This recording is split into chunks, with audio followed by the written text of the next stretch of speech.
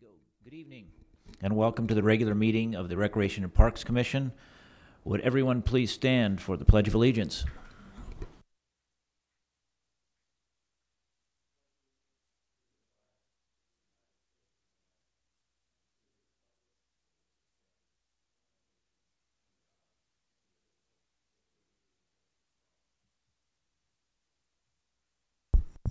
Okay, thank you, Alex.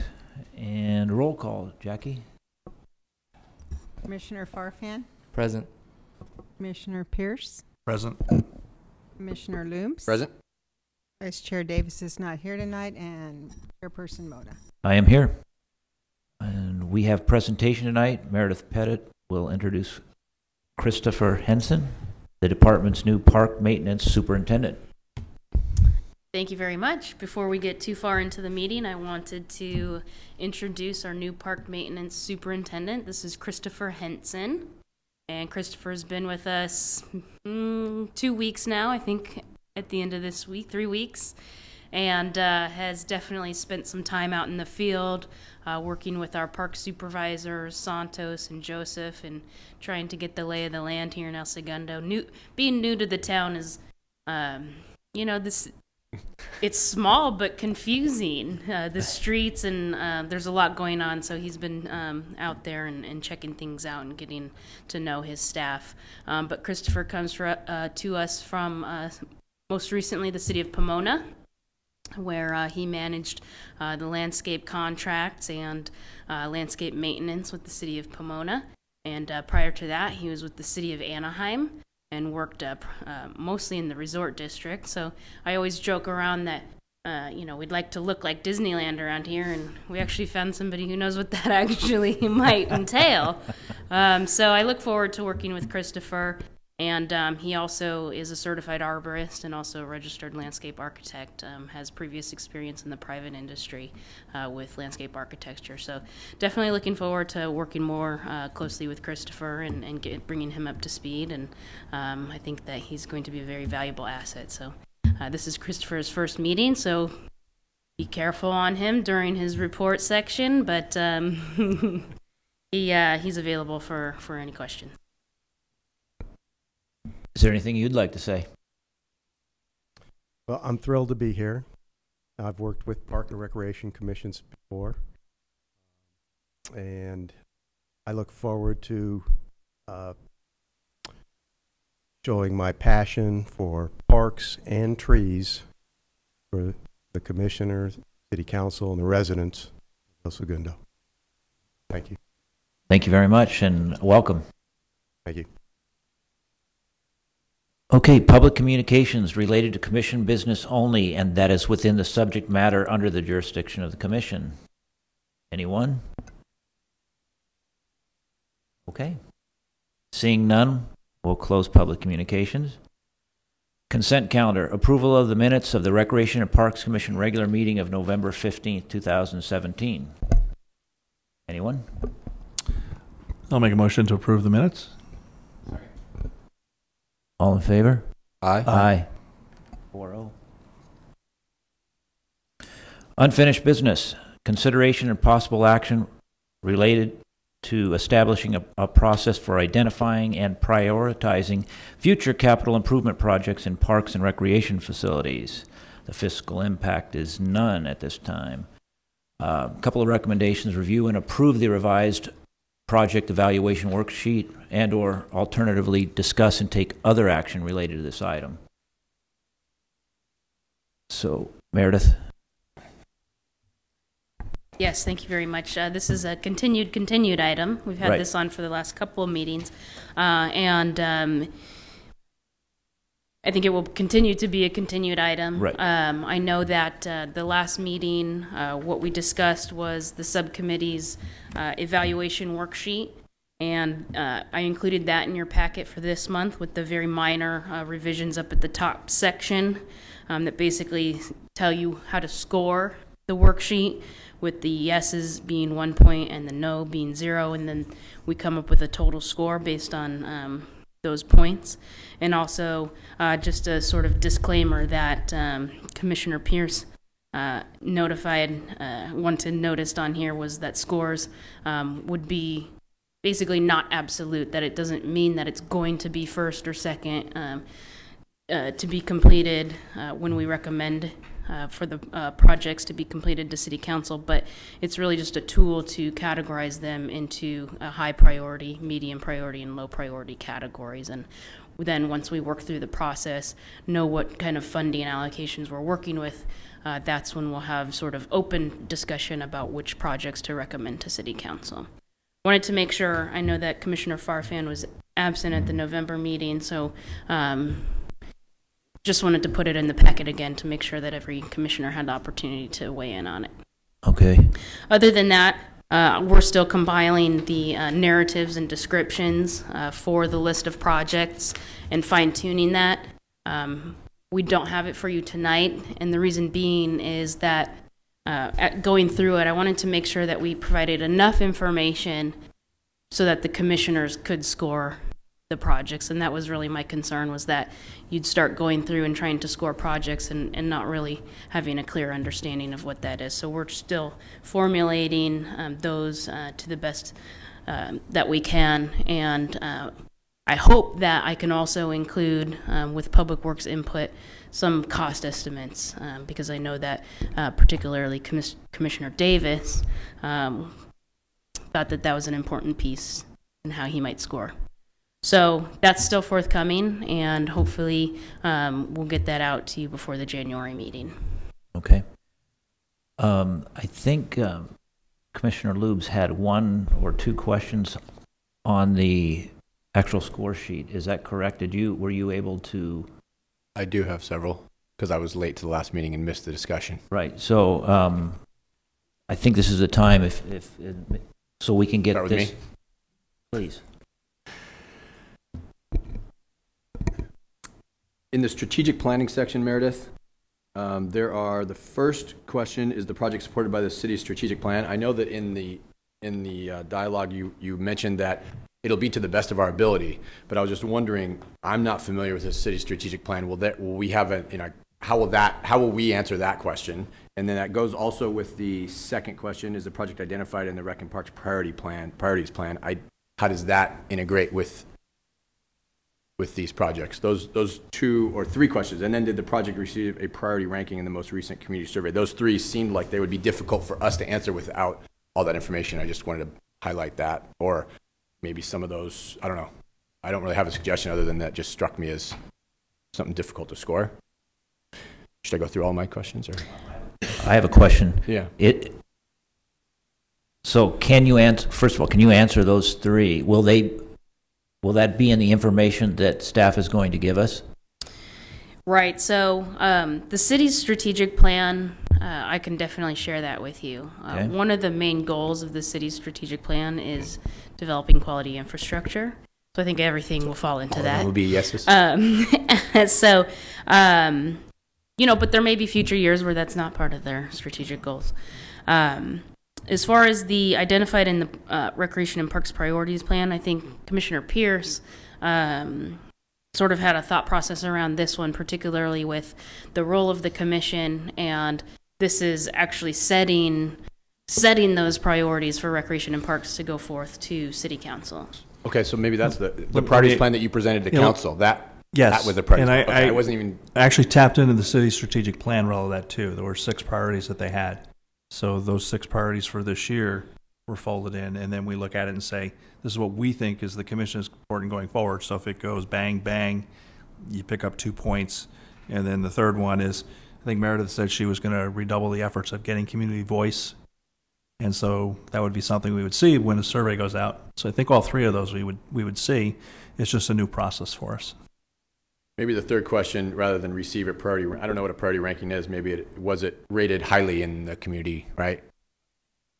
I don't know how that would be judged, but right. So the community survey hasn't been drafted yet, and on a side note, and I'll talk more about it a little bit later, but in relation to the golf course and exploring opportunities over there, the Lakes Task Force has suggested a community survey to to solicit information and input from community members about what recreational needs maybe we're missing or need more of.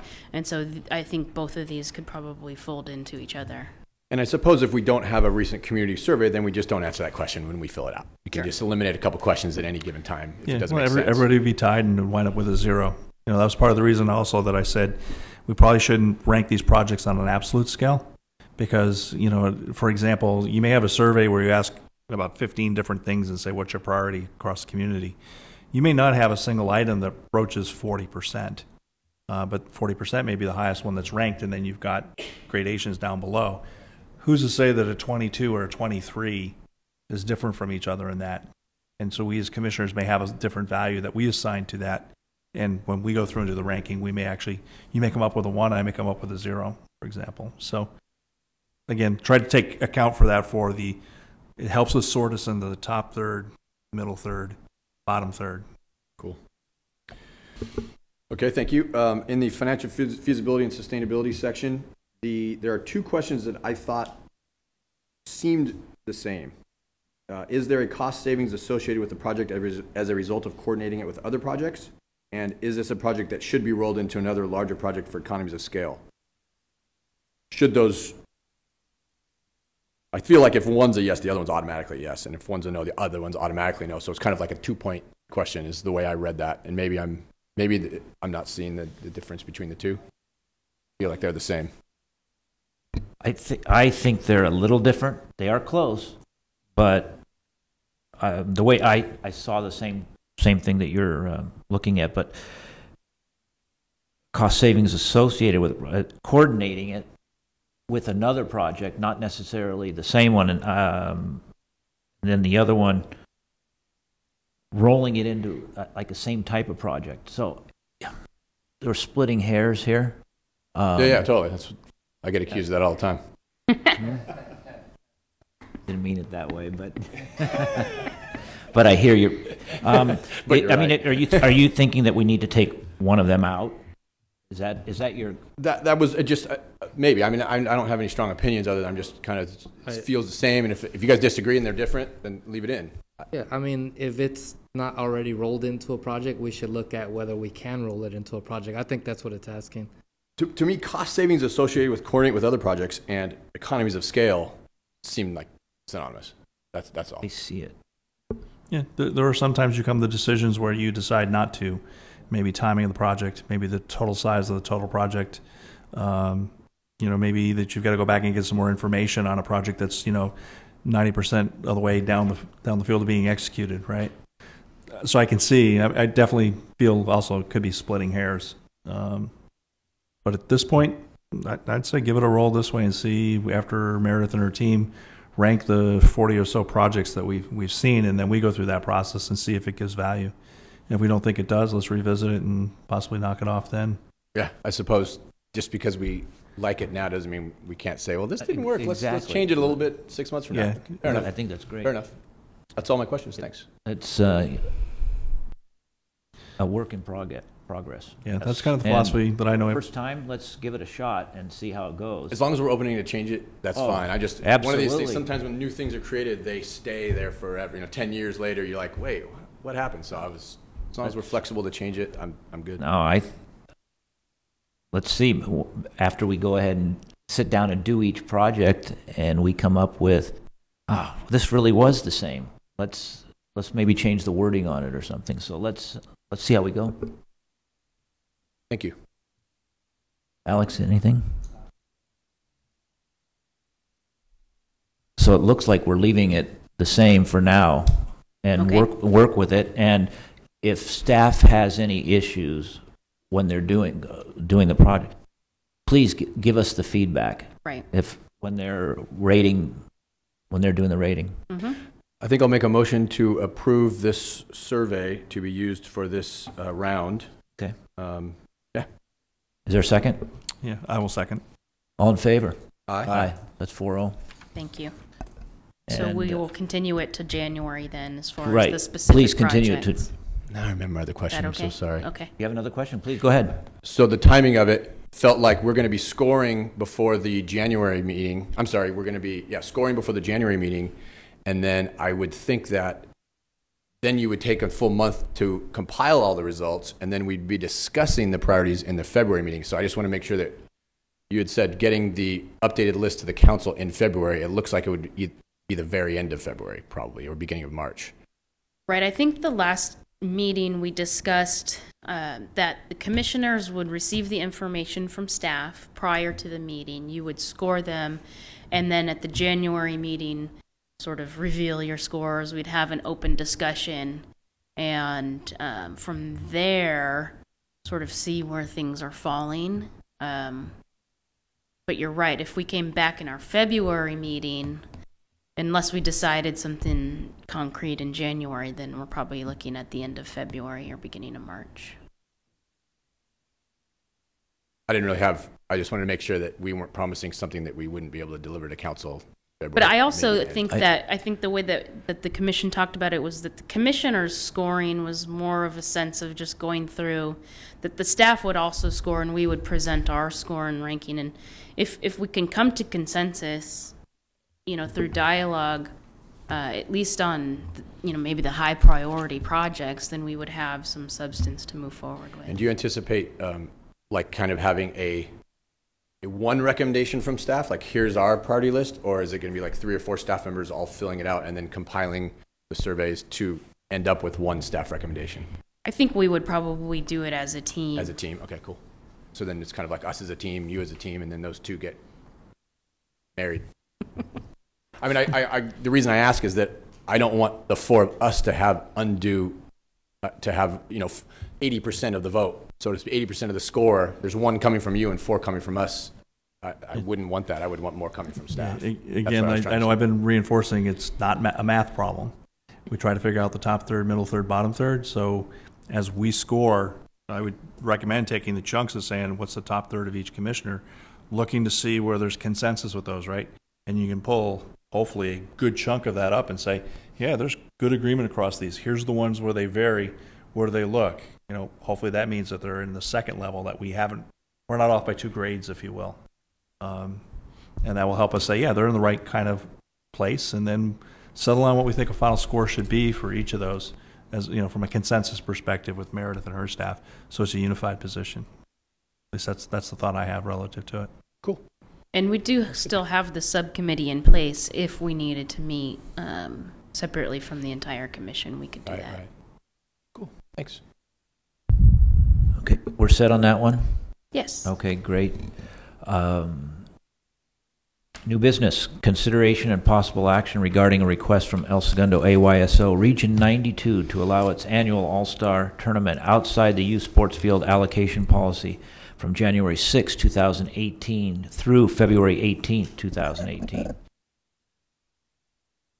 Recommendations, approve the request from El Segundo AYSO to waive the policy and hold the tournament, or 2, alternatively discuss and take other action related to this item. Meredith. Yes, you are familiar with this request. AYSO holds this tournament every year, and it falls outside of our field allocation policy in a couple ways, and that is the dates and the length. Since the report was written, we still have not had any additional requests for the field space, and so we are recommending approval. Roger Steele is here tonight if you have any questions about the tournament. Anybody have any questions? I don't have. I have a couple comments. Would you like me to? Anybody any questions? Then we'll go to comments. No. No. I'll move approval, and then that's how it's supposed to be. Move approval second, and then we discuss. Right? I'll move approval of this item. Go ahead. I want to hear your comments. So I have 2. One is that in the description, and I know that AYSO does a great job, but it's just because it's a brand new field and a brand new facility. Just want to emphasize that there is always, and I know there is, but that there's always one person, no matter what, who's in charge of the facility. There's someone who you can say who's in charge right now, and everyone knows it's probably going to be Roger. But you know, if Rogers leaves the field, that he designates someone, because it's a big tournament, lots of people, and in particular, this will be our first major tournament where food and drink needs to be policed really, really well. And because it's the number of teams coming from outside the community, it will be more difficult. So it probably would require a greater level of focus than in past years. So I don't know what that really means, but just, put 10 people out there with, yellow armbands or something, no food, I don't know, something, just to, because the better we do from the start, people start getting used to it right from the beginning, it's easier to develop those habits, and I want to emphasize that. Good point. Thank you. Nope. Anything else? Anybody? I'd like to ask, this is a little bit out of the way we're supposed to do it, but Roger, did you want to say anything? Maybe comment? Please step up. And obviously, I know who you are. Would you state your name for? Roger Steele, Okay. RC, Regional Commissioner for AYSO Region 92 here in El Segundo. Okay. Commissioner Lubes, thank you for your comments. I agree wholeheartedly about policing the field, making sure that the first major tournament, we have a good statement and a positive impact from the use of the facility. I can assure you on 2 points. One, we had a coach and team parent meeting last Thursday for the entire area. So there are 6 regions that will participate in the tournament. We were the last region to have new turf put in. Therefore, we were the only region that had a snack bar or if you would, a loose food policy at campus. This year, we did not open the snack bar because of many reasons, one of which being the new turf, but also to come into alignment with the other 5 regions in the area who have very strict guidelines on water, ban of any sugar drinks, food, that nature. So there's the other participants in the tournament are coming onto campus already, if you would, trained in how to behave on a new turf field. That includes chairs without points, no umbrellas, nothing that could damage the turf. We also had a board meeting on Monday of this week where I have put forth the requirement that we have to have a presence from the board, if it's not myself, another senior board member, at campus every day that the tournament is running. The tournament will start on the 7th of January. It could go all the way to February 14th. Those are the dates. We will have presence there from the board to be a point of contact, not only for the city, but also for the other cities that are coming in so they understand the ground rules and how campus works. Does that address your concern? Thank you very much. I have no problem with the tournament at all. I think it's a great thing. The only thing I will ask is that AYSO bring this to the commission in November, not in December. Okay. If something happens, it doesn't give you enough time to make changes, and I think November is a better time. So maybe put that on to your guys' calendar. Will do. And so you bring it into November, and you have to get it probably to staff early November. With that, I'll second your motion. All in favor? Aye. 4-0. Good luck, and Is it all? good time. Is it U10 through U14? Are all 4 levels playing? So Or all U10 three and 14 will be participating. The field is not lined for U12. More importantly, you don't have bowls the correct size to field the new reduced field size, bowl size for the 12-year-old division. So we're only going to be hosting the 10Us and the 14Us. Bummer. Well, thank you very much. Selfishly. Thank you. Bummer. Okay. Number 2 in new business, consideration and possible action related to reviewing current rules and policies at campus El Segundo Athletic Field. A couple of recommendations: provide direction to staff if there is a desire to revise rules and policies, and/or alternatively discuss and take other actions. Meredith, I know you've got some stuff here, and before I let you give us an update, if there is, the signs are not up yet. Is that correct? That's correct. They're in production. Okay. They're ordered.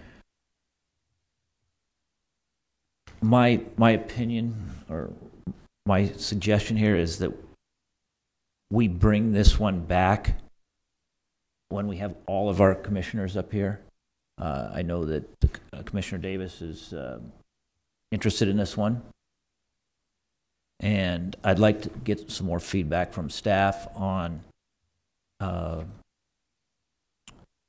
the signs are working, if that's gonna do it, or if it's not gonna do it. But they're not up yet, so we really don't have any feedback, and that's just my opinion. Anybody else? Yeah, just a question. Are you we can trying have her go through this? Yeah, It's no. Are you trying to slow anything down? Because Meredith may be on the path to being able to get the signs up before the tournament, per se. Are you wanting to look at the signs before they go, or? I didn't think we needed to Okay. see the signs. Just Right, you just want to come back with the policy and the modifications. and do we want to? I mean, I really don't want to get into that portion because it might. Are we going to change hours of the facility? And I don't know if we're ready to get into that and see if that's a necessity. I'm open to. Yeah, no, I just wanted to clarify that if Meredith had signs, she'd be able to still go along and put those up, because I think we discussed making it a little more simpler, a little more overt as to what was going to be on them. However, the other aspects about changing the policy, changing the way that we use facilities and such like that we would wait. So, Go ahead. that's I think Dave. What?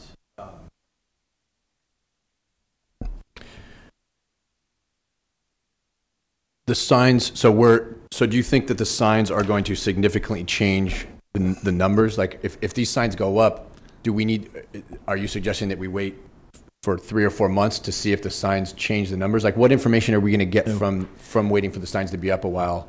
Now? The idea on the signs from the meeting is that the basic rules of no food, no pets was buried in a 12-line sign on the buildings. And the discussion was maybe we should draw these out and put some of those dedicated only that single topic around, or make it more pronounced, or make that read from 12 lines to something shorter but just as prominent. So that was the whole purpose. It wasn't to go into usage or anything other than that. It was just to reinforce protecting the investment in the fields. Okay, but yet you still want to wait for Lee because he is passionate about this topic and it's just out of courtesy, sounds like? Okay.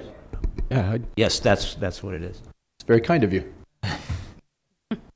Does delaying a month or two, I mean, were you looking to move forward with something, or by waiting a month for Lee to be here, it's okay, doesn't matter to you? It doesn't make a difference for us. We're moving forward with the signs.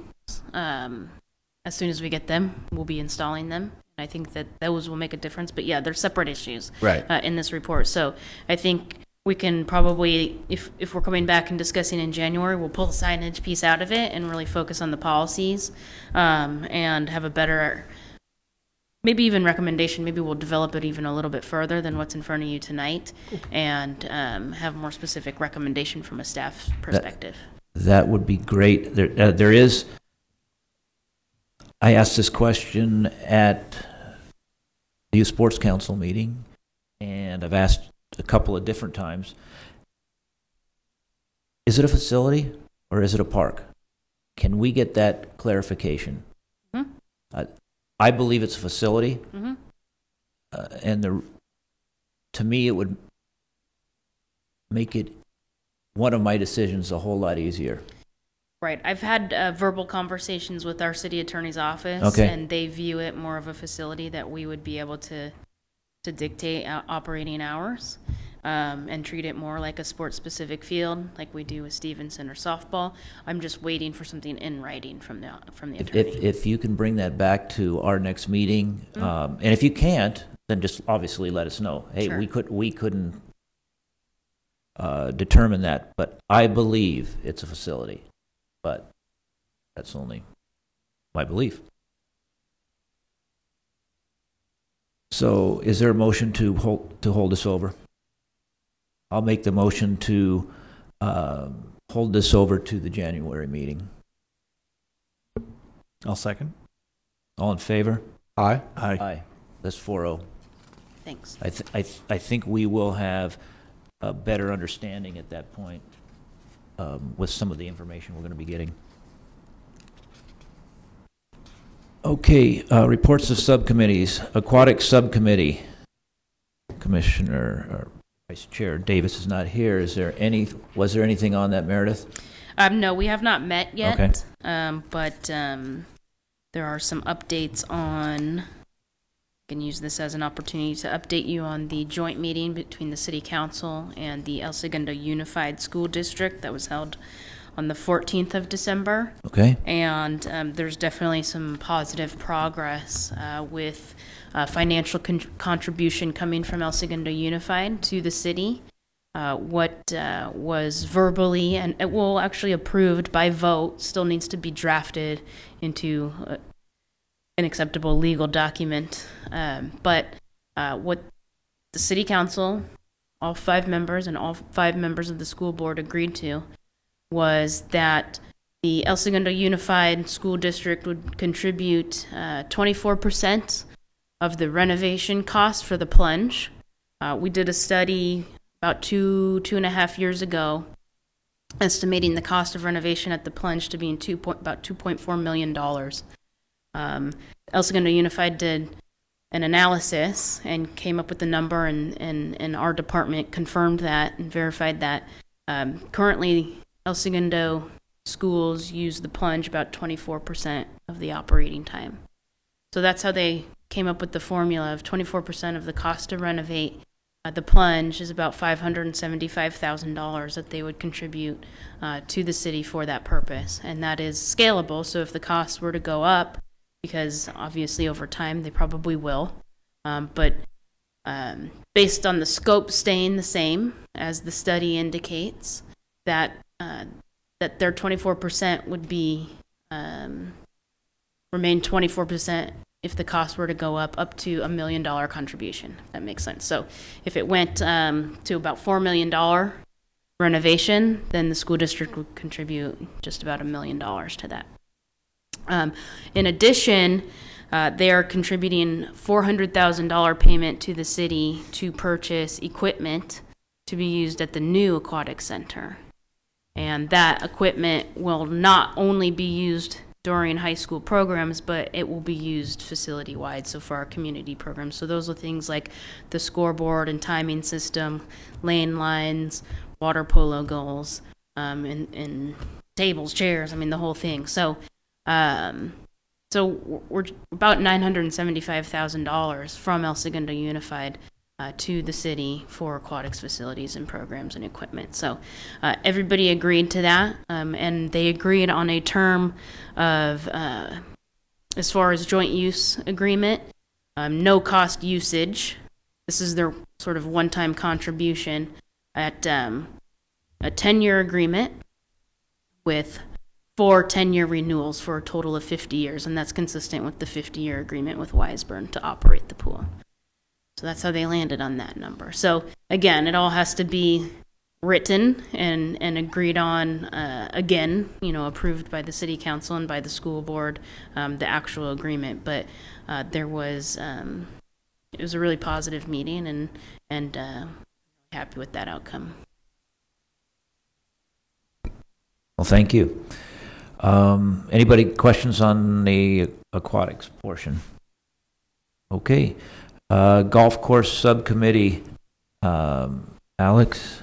Yes, sir. So we met on the 6th of December, and during the first portion of the meeting, we discussed price changes, increases at the golf course.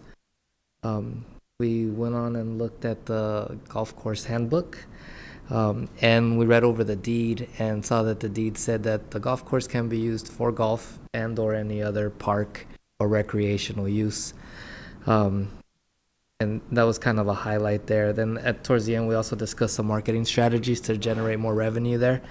We went and met as a task force on the 18th, and in that meeting, we went over the deed portion again, and that's where the creating community survey to assess the actual desire of the community and what we want to do with that spot came up.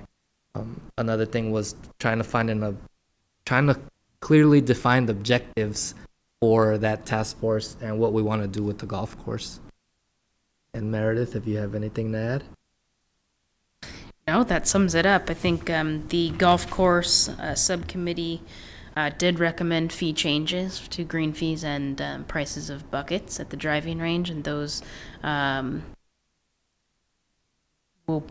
we can bring back to the commission for your review, and then would go to council for approval. Okay.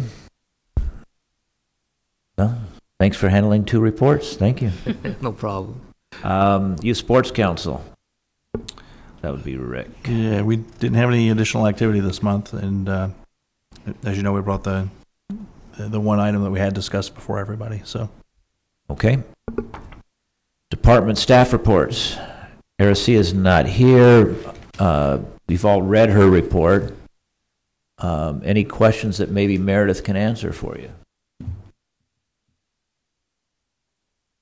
Okay.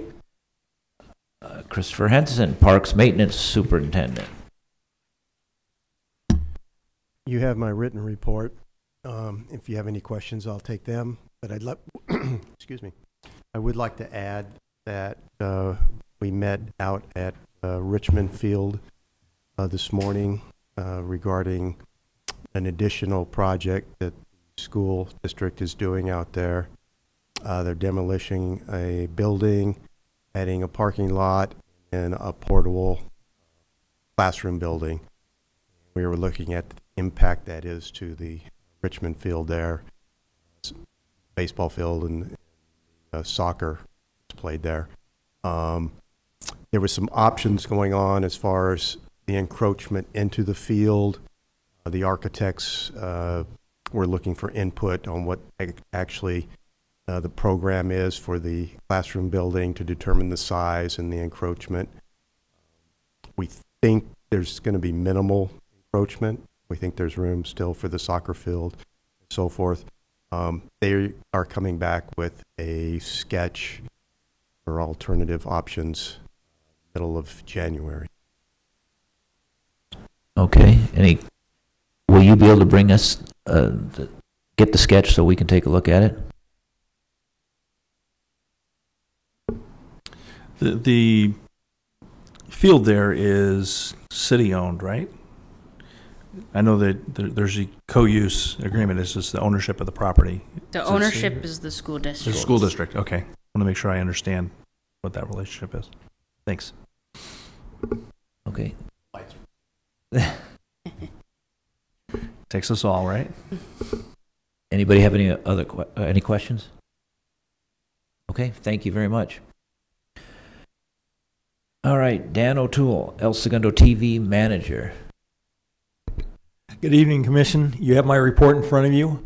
And also to remind everybody, if they go to El Segundo TV on YouTube, or just type El Segundo TV as one word in a Google search, you'll find our station. And on our station right now is all the holiday programming is pretty much up, including the Christmas light medley, which always seems to be a favorite, which is a look at all the Christmas lights and stuff around town of people's houses. People enjoy looking at it to see, hey, that's so-and-so's house. Just to let you know, and I want to wish everybody happy holidays. Any questions? Thank you very much. Department Director's Report. Meredith. Thank you very much. The one thing I wanted to bring to your attention and update you on is that we haven't already discussed is the Holly, Kansas Park survey results. And this is in relation to a few months back, our discussion about placing fencing around Holly, Kansas Park. The ultimate decision was to start with short hedges that would act as sort of a more subtle barrier for kids chasing a ball out into the street and increasing our child safety out there at the park. We decided to send a survey through direct mail and sent 306 surveys. We did, Jackie Day so kindly helped me with this project and basically looked at the map to see within a certain amount of radius of people who would typically walk to this park or frequent this park. So 306 surveys went out, 2 came back undeliverable, so 304 were delivered.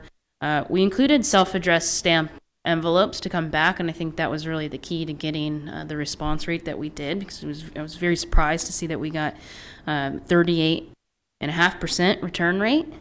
So we received 117 surveys back, and of those 117, 95 were in support. So over 81% were supportive of the installation of short hedges, and 11% did not support. That's 13 surveys out of 117, and 9 had no opinion. That was 7.7%.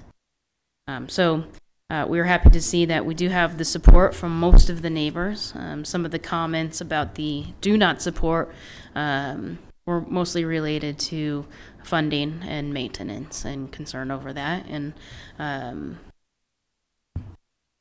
if you recall the conversation, we anticipate this project to be less than $1,000. So not something that is breaking the budget. So I think it's worth a shot, and we will continue to move forward on that project.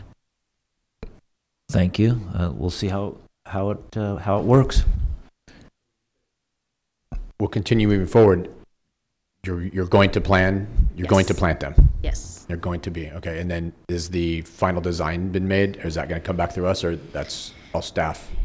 Like, you know, where to? We are sticking with the plant species that was presented to you during that meeting. I can't remember the exact name. I think it's some sort of a boxwood type hedge. And what we discussed was keeping it at 18 inches, maybe 15 to 18 inches, just so that we want to make sure that we don't obstruct any viewpoints from, you know, pedestrians, vehicles looking into the park, and vice versa, anybody hiding behind bushes or anything like that. So we'll keep them low.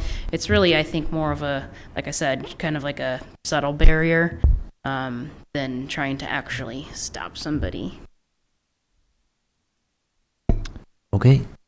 Anybody have anything else? No, thank you. You're done. Okay. Anybody else have any questions? Okay. Commissioner comments. Commissioner Farfan.